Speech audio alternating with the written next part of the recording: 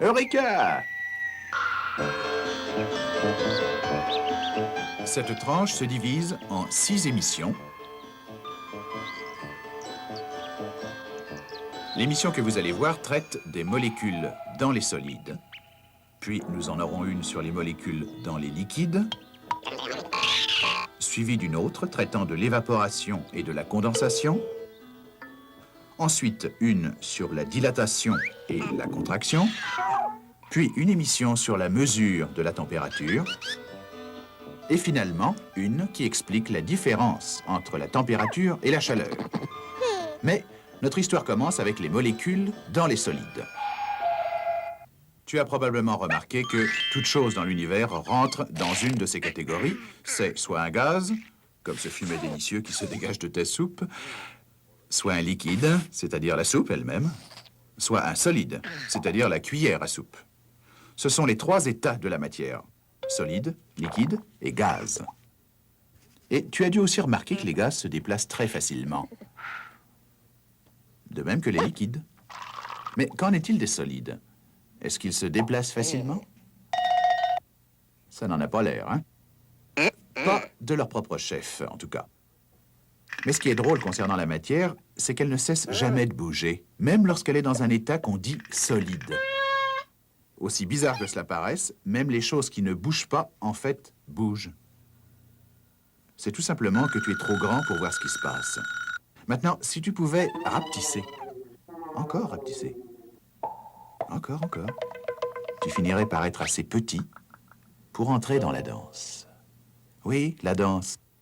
Chaque objet supposément solide et immobile, incluant ta cuillère à soupe, en fait, fourmille de milliards de petits morceaux de matière dansant à un rythme infernal. N'aie pas peur. Entre dans la danse. Il y a beaucoup de place. Et les pas sont faciles à apprendre. Chaque petit morceau se déplace vers son voisin, puis s'en éloigne. Penchons-nous sur ces deux-là et voyons comment ils s'y prennent. Au ralenti. Pierre et Pierrette s'attirent l'un l'autre. Approche, approche. Et brusquement, change d'avis. Mais pas trop près. Ils semblent se séparer pour échapper l'un à l'autre. Mais à peine se sont-ils séparés que leur attraction mutuelle les rapproche de nouveau. Puis, ils se repoussent encore l'un l'autre. Et ainsi de suite. Et tous les petits morceaux se jouent la même comédie. Ils jouent à « je te veux, je ne te veux plus ». À tour de rôle, s'attirant et se repoussant. Tiens, essaie. Ensemble, arrêtez-vous. Séparez-vous. Ensemble, arrêtez-vous. Séparez-vous. C'est facile, non? C'est comme si vous étiez unis par un ressort invisible. Tu en as assez?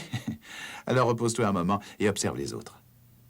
Ils ne se touchent jamais tout à fait, mais ils ne se fuient jamais vraiment l'un l'autre non plus. Et quand on en observe tout un groupe en action, on s'aperçoit qu'ils composent une sorte de grillage.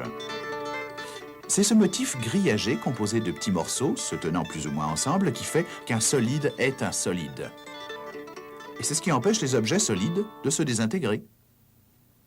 Alors, la prochaine fois que tu prendras ta cuillère, ou n'importe quel autre objet solide, ne sois pas déçu par son air abruti. Il se passe plus de choses qu'on est capable d'en voir. Rappelle-toi comment les petits morceaux dansaient. Évidemment, si tu veux garder un aspect scientifique à tout ça, tu n'emploieras pas l'expression « petit morceau ». Tu te serviras du mot latin pour morceau, moles, et du latin pour petit, cula, et tu diras molescula ou molécule. Et comme ça, tu te souviendras de la danse des molécules.